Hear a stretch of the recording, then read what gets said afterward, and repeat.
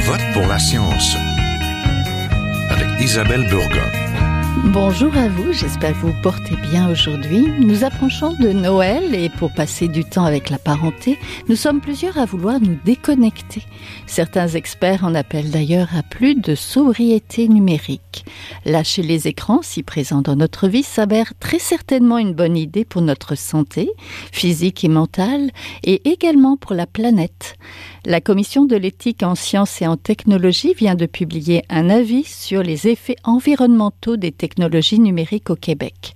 L'empreinte environnementale du numérique pèse lourd, très lourd. Un téléviseur nécessite par exemple près de 3 tonnes de ressources naturelles et c'est près de 100 kilos pour un téléphone portable avant utilisation, selon l'Agence française de la transition écologique, l'ADEME. Les fêtes sont une excellente raison de devenir sobre numériquement. Comment et pourquoi se déconnecter à Noël et jusqu'au jour de l'an peut-être? Nous en parlons tout de suite. Ne bougez pas.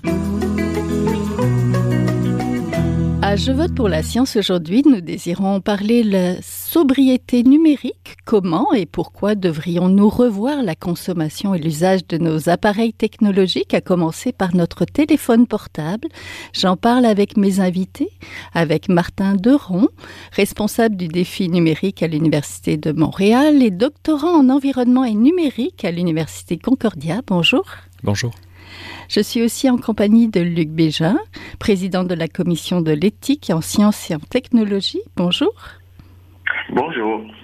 C'est le temps de fêter et de poser un peu nos écrans. Bien sûr, je ne vous demande pas de lâcher complètement votre téléphone entre Noël et Nouvel An. Le temps est venu plutôt de prendre un temps pour réfléchir à combien les appareils numériques prennent de la place dans nos vies et pèsent sur notre environnement.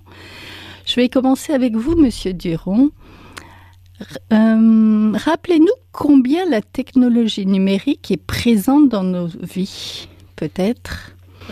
Oui, elle est très présente. En fait, quand on parle de transition numérique aujourd'hui, on peut juste observer autour de nous à quel point on ajoute des technologies numériques dans à peu près toutes les facettes, tous les secteurs de nos activités, que ce soit nos secteurs collectifs. On utilise beaucoup plus de technologies numériques dans l'agriculture, le transport, la santé, dans nos approches au travail, bien sûr beaucoup plus de télétravail, mais également dans nos vies très personnelles. On utilise des technologies numériques, des appareils, des téléphones, des objets connectés, que ce soit pour communiquer avec nos proches, pour accéder à du loisir, même pour suivre notre propre santé ou nos relations intimes. On rencontre aujourd'hui beaucoup plus l'amour en ligne qu'ailleurs. Je pensais aux outils, mais je pensais aussi à l'environnement numérique. On est plongé dans un environnement qui est tout à fait numérique et quand on parle de sobriété numérique, on se demande finalement un petit peu ce qu'il faut faire pour se libérer de tout ça.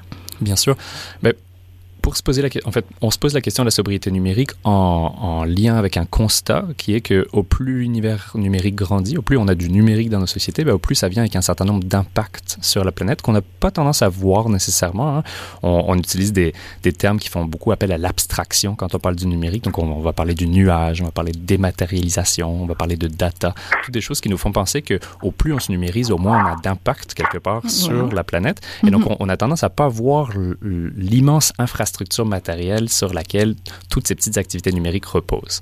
Donc, ce constat de la sobriété numérique, en fait, il se fait par rapport au fait qu'on observe que, au plus l'univers numérique augmente, au plus il y a des impacts sur la planète. Puis, en matière de chiffres, au niveau des dernières estimations, on estimait que l'univers numérique représentait entre 3 à 5% des émissions mondiales de gaz à effet de serre. Donc, déjà dans des proportions comparables, voire supérieures à des gros secteurs comme l'aviation civile ou les véhicules lourds. Et surtout que c'est un secteur qui augmente très rapidement et son empreinte environnementale grandit, elle croît également très rapidement. Monsieur Bégin, pour vous, qu'est-ce que c'est la sobriété numérique?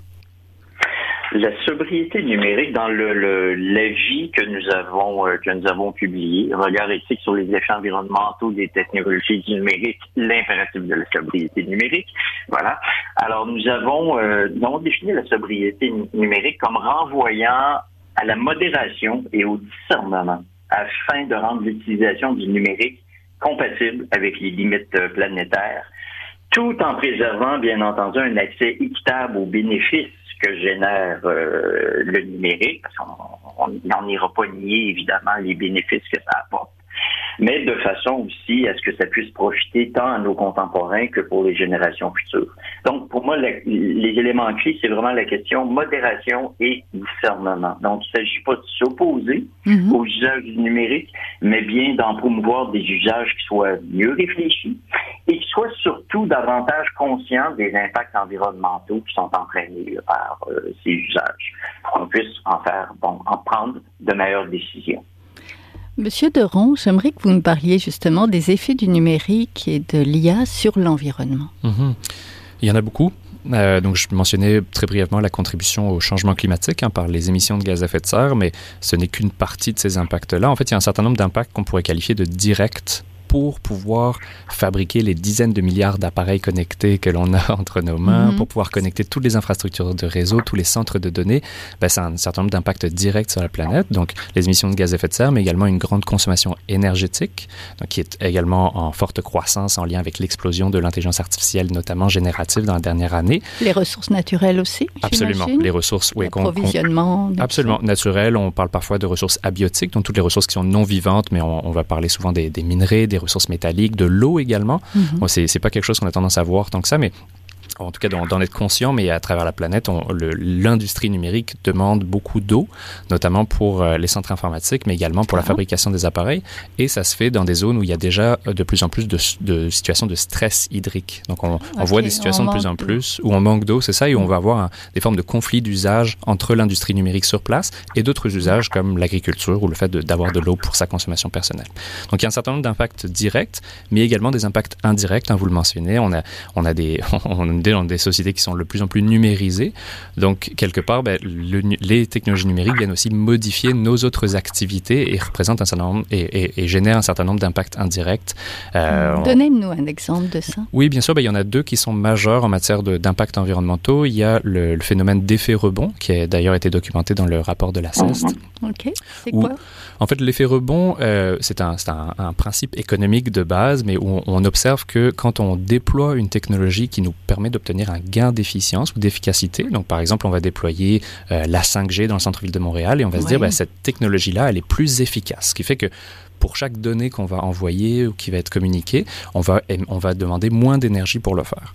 Cependant, en déployant une technologie comme la 5G, mais c'est le cas de toutes les technologies, on ne reste pas une demande égale. Au final, on déploie cette infrastructure, puis ça permet de développer de nouveaux usages qui, eux, vont nécessiter de nouveaux appareils pour être compatibles, ce qui fait en sorte que tout ce déploiement-là...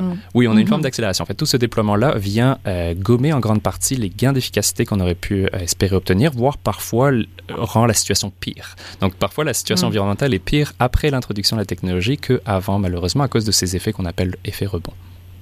Et l'autre exemple dont vous vouliez parler? Oui, c'est un exemple parallèle d'accélération, et puis vous le mentionnez, en fait, le numérique aujourd'hui, on n'est pas dans une approche de discernement, comme le mentionnait M. Bégin. On déploie des technologies numériques à peu près dans toutes les activités, voire toutes les activités, y compris les activités qui sont, on pourrait dire, les plus responsables aujourd'hui de l'insoutenabilité de nos modes de vie.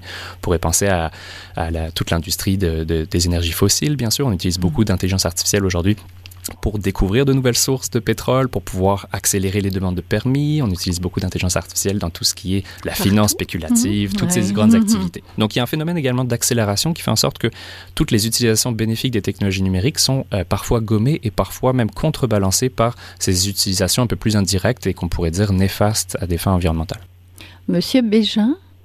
Oui. On parle souvent de dématérialisation des documents et aussi de tout mettre dans un nuage, nos informations, mais c'est toujours du matériel. Pourquoi c'est important aussi de regarder peut-être le cycle complet du numérique, de la fabrication jusqu'à l'usage et pas juste la fabrication? Oui, tout d'abord sur cette question de la dématérialisation, donc il en a déjà été question, effectivement. Je pense qu'au point de départ, on ne réalise pas suffisamment à quel point c'est un langage qui est trompeur. Et je pense délibérément trompeur, de toute façon. Et on est donc face en réalité à des quantités énormes d'énergie qui sont requises pour faire fonctionner ces infrastructures et les centres de données. Donc, il y en a déjà été question. Quand vous me parlez des usages, pourquoi il serait important de regarder le cycle complet du numérique? C'est que justement, on a tendance à s'en tenir uniquement aux usages et ça nous donne un tableau qui est tout à fait faussé, qui est très parcellaire de la réalité. Parce que quand on pense en termes d'impact environnementaux, on doit avoir en tête à la fois donc la fabrication, qu'est-ce qui est requis. On parle beaucoup ces temps-ci des matériaux rares, les terres rares, les matériaux qui sont requis pour produire ces technologies. Mais on doit penser aussi aux infrastructures qui sont requises pour les faire fonctionner. On a mentionné les centres de données qui sont évidemment les plus évidents, mais on doit penser aussi, par exemple, aux capteurs, aux antennes relais, aux câbles souterrains et sous-marins qui peuvent être requis pour permettre donc la mise en contact de ces technologies. Alors ça, c'est antérieur aux usages mêmes. Et à l'autre bout du parcours, évidemment, c'est l'ensemble des déchets qui sont produits et la gestion de ces déchets-là. Simplement pour faire image, on évaluait en 2022 qu'il y avait 62 milliards de kilos de déchets électroniques qui avaient été produits et dont seulement un peu plus de 22% avaient été correctement recyclés. Alors, lorsqu'on sait qu'on est face ici à une croissance en continu, donc énorme du numérique, on voit le poids que peut représenter cette question des déchets, cette question de leur gestion et de la nécessité à ce moment-là de penser récupération, recyclage, réutilisation, qui deviennent véritablement des impératifs. Si on se place justement dans une perspective de sobriété numérique, on ne peut pas être constamment dans la fuite en avant avec ces développements qui apportent des bénéfices, mais qui en même temps, lorsqu'on regarde l'ensemble du cycle de vie, nous font réaliser qu'il y a des éléments extrêmement problématiques en termes d'impact environnementaux. Oui, Monsieur Deron, vous vouliez réagir? Oui, absolument. Réagir en faisant du pouce sur ce que M. Béjeune vient de dire, bien sûr. Toute cette matérialité qu'il décrit en amont et en aval, qu'on n'a pas tendance à voir et parfois qu'on nous cache aussi de façon délibérée, elle est importante aussi à garder parce que c'est une grande partie de l'impact. En fait, en fonction des appareils qu'on va vouloir analyser, par exemple pour un téléphone intelligent de base, on estime qu'à peu près 80% des impacts environnementaux ont été réalisés lors de la fabrication. Donc ça veut dire qu'il y a un certain nombre de choses qu'on peut mettre nous en place lors de l'utilisation pour réduire l'impact, mais si on ne s'intéresse pas à ce qui s'est passé en amont puis en aval, qu'est-ce qui se passe avec mon téléphone une fois que je le remets au recyclage ou que je le jette ou que je l'oublie dans mon tiroir, quelque part on passe à côté des ordres de grandeur de là où il faudrait agir en matière de sources de réduction. Oui, ou que la version 16 apparaisse ou 17 et puis là on s'en sépare, on ne sait pas pourquoi on s'en sépare parce qu'il marchait de toute façon, mais c'est ça. Oui. Voilà, cette question-là a-t-on, je pense, dans une perspective de sobriété numérique, une des premières questions que le citoyen peut se poser, c'est en ai-je vraiment besoin? Et dois-je remplacer ces appareils à ce rythme-là? Oui, tout à fait. C'est un point de départ.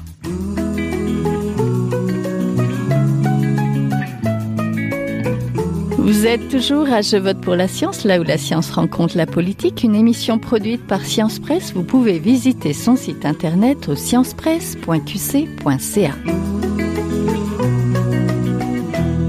Il existe un projet qui s'appelle Chemin de transition de l'Université de Montréal avec Espace pour la vie, qui vise à rassembler la communauté universitaire et la société québécoise pour relever l'ensemble des défis complexes de la transition, dont le défi numérique fait partie. Monsieur Deron, pouvez-vous nous présenter peut-être très brièvement le projet et les 3 piliers de la soutenabilité du numérique? Oui, bien sûr.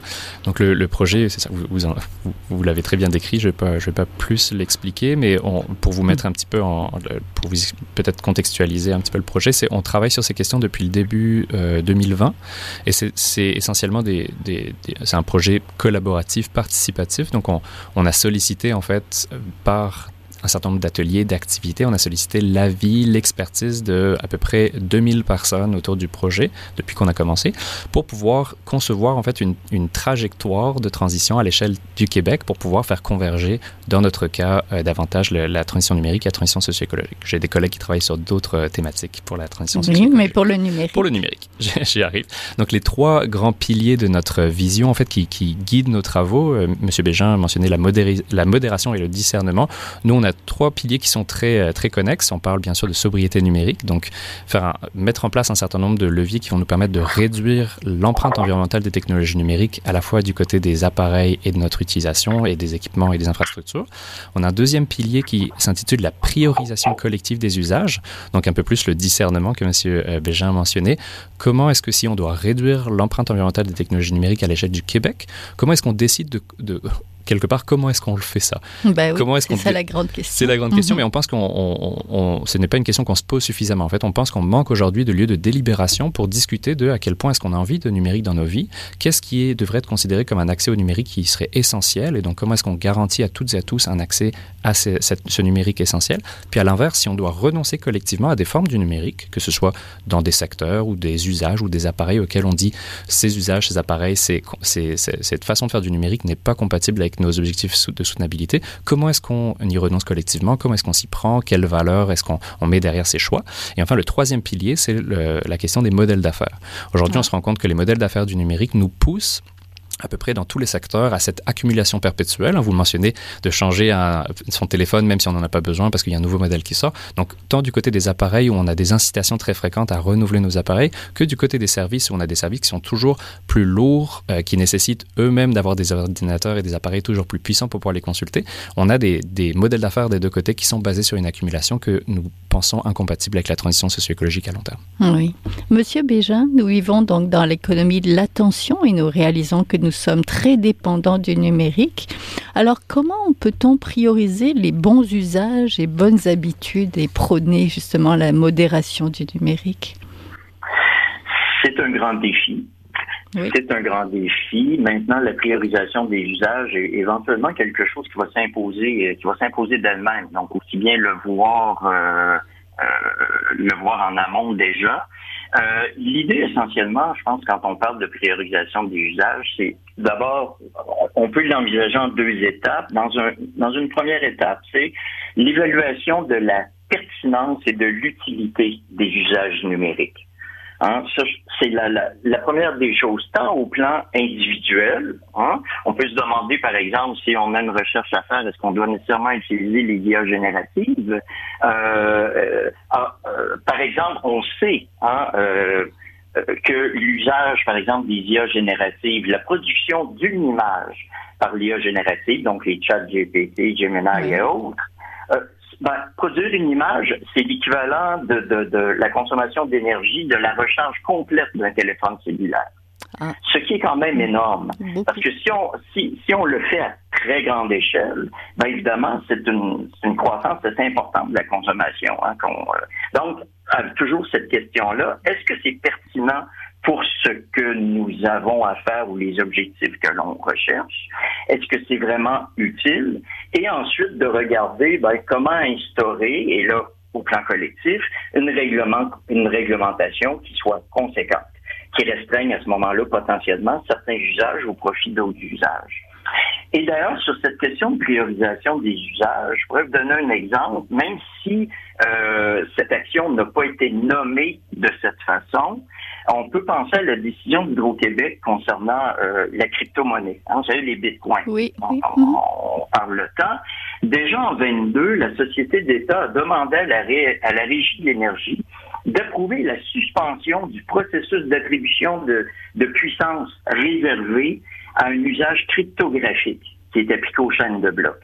Autrement dit, les centres de données qui servent justement au minage, donc à ces chaînes de blocs, dans le fond, de ne plus attribuer de blocs énergétiques pour ces centres-là. La raison étant justement la crainte que ça puisse mettre en péril la fiabilité, la sécurité d'approvisionnement du réseau dans les prochaines années. Parce que c'est une des industries, et là, M. Doron pourra me corriger, mais c'est probablement une des industries qui est la plus énergivore à l'heure actuelle en termes justement de ce qui est logé dans les centres de données. Alors, on a par là, dans le fond, la société d'État a priorisé et s'est inscrit de manière implicite dans une perspective de priorisation des usages. Oui, c'est un bon exemple. Oui. Ben voilà. Oui, voilà. C'est un bon exemple. Ce n'est pas infini, cette production d'énergie. Non, donc, on doit prioriser. Entendu. Monsieur Deron, j'aimerais que vous nous parliez de la loi de réduction de l'empreinte environnementale du numérique, adoptée en France il y a 2 ans, qui met de l'avant justement des compétences en éco-responsabilité numérique. C'est quoi cette loi-là et est-ce que ça pourrait être inspirant pour nous? Oui, bien sûr. Ben, c'est donc la loi REEN qui a été votée en 2021, mais à la suite de beaucoup de mobilisation de la société civile, il y a eu beaucoup de groupes, à la fois du côté de la recherche, mais également de la société civile, qui se sont emparés de ces questions de manière, beaucoup de précurseurs, de manière assez tôt par rapport au développement de ces réflexions dans d'autres régions. Qu'est-ce qu'elle dit, cette loi-là? Donc, cette loi, au final, qui a été votée, elle se concentre sur 5 grands piliers pour viser à l'échelle du territoire français la réduction de l'empreinte environnementale du numérique. Donc, c'est ça, les 5 piliers. Il y en a un premier, je me souviens un peu s'il les appelle des piliers, mais en tout cas 5 grands chapitres ou 5 grandes directions. Donc il y a un premier sur l'allongement de la durée de vie des équipements. La France est connue pour avoir mis dans sa loi le terme d'obsolescence programmée. Donc il y a un certain nombre de mesures qui sont en lien avec le fait de renforcer les mécanismes qui permettent de réduire les cas d'obsolescence programmée, donc dans les relations directement avec les fabricants. Il y a également beaucoup de choses qui sont en développement au niveau de l'accès à l'information pour les utilisateurs et les utilisatrices, notamment concernant les mises à jour. Parfois, on a des mises à jour sur notre téléphone, puis on ne sait pas vraiment qu'est-ce que ça va faire à notre équipement, puis on se rend compte a posteriori que notre équipement, soit il rame un petit peu plus, soit on a des fonctionnalités qui marchent un peu moins bien, on a des fonctionnalités qu'on n'avait pas prévues. Donc, il y a du travail au niveau de la réglementation qui est fait pour l'accès à l'information sur ces impacts-là. Il y a un deuxième grand chapitre ou une grande direction au niveau de la stratégie numérique responsable au niveau des territoires. Donc, la France se divise par communes notamment, et toutes les communes de plus de 50 000 habitants doivent se doter d'une stratégie numérique responsable à l'échelle de son territoire, qui inclut notamment des stratégies de récupération de la chaleur des centres de données. On a une troisième grande direction au niveau de la sensibilisation et de la formation aux enjeux de sobriété numérique, d'impact environnementaux des technologies numériques. Le fait qu'on n'en parle pas tant que ça aujourd'hui, donc de pouvoir développer davantage de modules au niveau des formations scolaires et de la formation pour adultes.